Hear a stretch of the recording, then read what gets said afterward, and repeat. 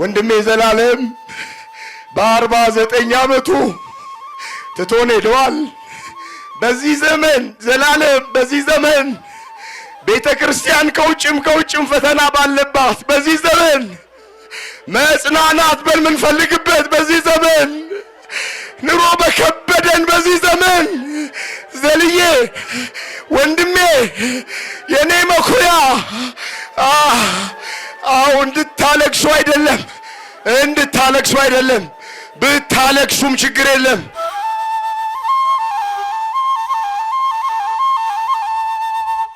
ዘላለም የማየ ልጅ ብቻ አይደለም። ዘላለም የሁላችንም ልጅ ነው።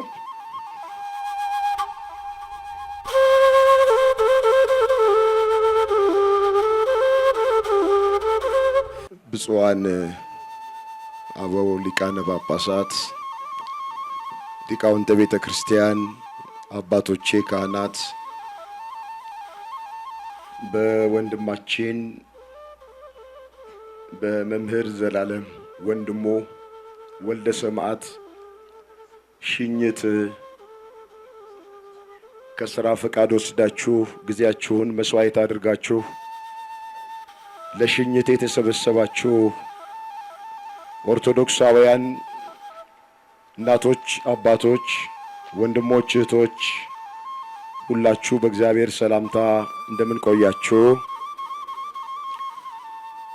አሜን። በዚህ ሰዓት ስለ መምህር ለመናገር አቅምም ጉልበትም ብርታትም አይኖርም። ነገር ግን ሰሞኑን ሁሉ ረፍቱን ከሰማንበት ቀን ጀምሮ ብዙዎቻችሁ ሐዘናችሁን እየገለጣችሁ ስለሆነ ልክ ከቤታችሁ አንድ ሰው እንደሞተ አድርጋችሁ እያዘናችሁ እንዳለ ስለምናውቅ ትንሽ እኔን ያጽናናኝ የዘላለም መንፈስ እናንተንም እንዲያጽናናችሁ ስለፈለኩ ትንሽ ቃል ለመናገር ፈልጌ ነው። ከባድ ነው በዚህ ቀን ለመናገር። እንግዲህ ዘላለም በቤታችን እንደ አባት የምናከብረው እንደ ወንድም ደግሞ የምንወደው ፈሪሃ እግዚአብሔርን እያስተማረ ኮትኩቶ ያሳደገን፣ ትህትናን ያስተማረን፣ ደግነትን ቅንነትን ያስተማረን፣ ለራስ መኖር ሳይሆን ለሌላ ሰው መኖርን ያስተማረን በጣም ትሁት በጣም የተለየ ወንድማችን ዘላለም የማየ ልጅ ብቻ አይደለም። ዘላለም የሁላችንም ልጅ ነው። የቤተ ክርስቲያን ልጅ ነው ዘላለም። አዎ በዘላለም ሕይወቱ ያልተቀየረ ሰው የለም። በዘላለም በሃይማኖት የበረታ ሞልቷል። ብዙ ነገር ከዘላለም አግኝተናል። በአገር ውስጥም በአገር ውጭም ያለን ብዙዎቻችሁ እየደወላችሁ ምስክርነት ስትሰጡኝ እንደነበረ በወንድማችን በወልደ ሰማዕት ብዙ በርካታ ነገሮችን አግኝተናል።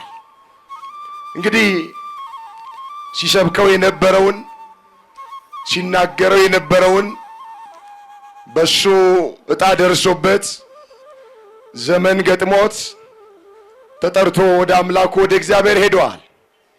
መጽሐፍ የሰው ዕድሜው የተወሰነ ነው፣ የወሩም ቁጥር ባንተ ዘንድ ነው፣ ማንም ሊተላለፍ የማይችለውን ዳርቻ አበጀህለት ብሎ ተጽፏል። ይህን ጥቅስ ወንድሜ መምህር ዘላለም በሐዘን ቤት ሁሉ የሚናገረው ቃል ነው። አዎ ዕድሜያችን የተወሰነ ነው። በገንዘብ ዕድሜ መጨመር አንችልም።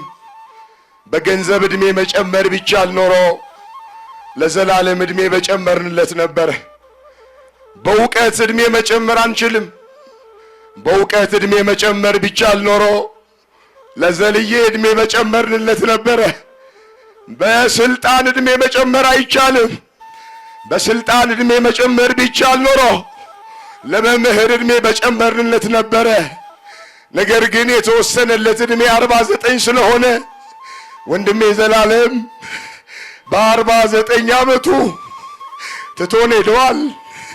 በዚህ ዘመን ዘላለም በዚህ ዘመን ቤተ ክርስቲያን ከውጭም ፈተና ባለባት በዚህ ዘመን መጽናናት በምንፈልግበት በዚህ ዘመን ኑሮ በከበደን በዚህ ዘመን ዘልዬ ወንድሜ የኔ መኩሪያ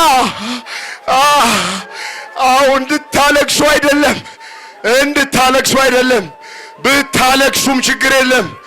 እስጢፋኖስ በሞተ ጊዜ ታላቅ ለቅሶ አለቀሱለት ተብሎ በመጽሐፍ ቅዱስ ተመዝግቧል። ግን ወዴት እንደሄደ ስለምናውቅ አድራሻውን ስለምናውቅ አናዝንም። እኛ ከሞት በኋላ ሕይወት አለን፣ ከመቃብር በኋላ ትንሣኤ አለን። ዘላለም ወደ እግዚአብሔር ለመሄድ ነው ያረፈው። ዛሬ ከእግዚአብሔር ጋር መኖር ከጀመረ 5ኛ ቀን ነው። አምላካችን እግዚአብሔር ወንድማችንን ነፍሱን ስለተቀበለልን እናመሰግነዋለን። ነፍሱ ይረፋ አንልም፣ ነፍሱን ተቀበላት አንልም። ሙሉ ጊዜውን ለእግዚአብሔር የሰጠነው ያባከነው ጊዜ የለም። ወገኖቼ ከታሰሩት ሲጠይቅ፣ የተራቡትን ሲያጎርስ፣ የተጠሙትን ሲያጠጣ፣ የተቸገሩትን ሲረዳ ዘላለም ቤታችን ውስጥ አናገኘው። እናቴ ዘላለም ሁሌ እንደናፈቃት ነው። አታገኘውም ዘላለምን። ሁልጊዜ አገልግሎት ነው። እንደወጣ ቀረብን ደግሞ ውሃ ሳናጠጣው። እግዚአብሔር ይማርህ ሳልነው አጥተነዋል። ለነገ ይህን ክብር ስናይ፣ ይህን ሽንት ስናይ ደስ ብሎናል። እግዚአብሔር ያክብራችሁ። አንድ ቃል ተናግሬ መልእክቴን መጠቅለል እፈልጋለሁ። በሀገር አሜሪካ ያላችሁ ካህናት፣ ሊቃውንተ ቤተ ክርስቲያን ከተለያየ ስቴት መጣችሁ ልጃችንን ወንድማችንን በክብር የሸኛችሁልን ያኮራችሁንን እግዚአብሔር ያክብርልን። ብፁዓን ሊቃነ ጳጳሳት ሁሉ ነገር ትታችሁ አገልግሎታችሁን ስራችሁን ትታችሁ ወንድማችንን ስለሸኛችሁ እጅግ እናመሰግናለን። የዘላለም ልጆች ኦርቶዶክሳውያን በሙሉ ይሄ ድምፅ የሚሰማችሁ ክብር ይግባችሁ። ባስቀረልን ወንጌል በሃይማኖት ጸንተን እንድንኖር አምላካችን እግዚአብሔር ሁላችንንም ይርዳን። የሁላችንን መጨረሻ እግዚአብሔር ያሳል። አንድ ቃል ብቻ ነው መናገር የምፈልገው። መምህር ዘላለም 30 ዓመት ከሰበከ ወንጌል በላይ ዛሬ የሰበከን ወንጌል ይበልጣል። ዛሬ የተሰበከ ወንጌል ከዚህ በኋላ ዘላለም ሲታወስ የሚኖር ወንጌል ነው። ዛሬ መምህር ዘላለምን ብንወቅሰው ወቀሳችን አይደርሰውም፣ ብናወድሰው ውዳሴያችን እንደማይደርሰው፣ በውዳሴያችን እንዳይሰናከል፣ በትችታችን ተስፋ እንዳይቆርጥ ሥላሴ እንዲህ ባለ ክብር አከበረው። ሐዋርያነ አበውን ወንጌል ሰብከው ያከበረ ኢየሱስ ክርስቶስ አምላካችን ወንጌልን ላከበረ እንዲህ እንደሚያከብር መስክሯል። በእውነት እግዚአብሔር ያከበሩትን የሚያከብር አምላክ መሆኑን ከብሉይም ከአዲስም ዛሬ ጥቅስ አያስፈልግም። መምህር ዘላለም አስተምሮናል።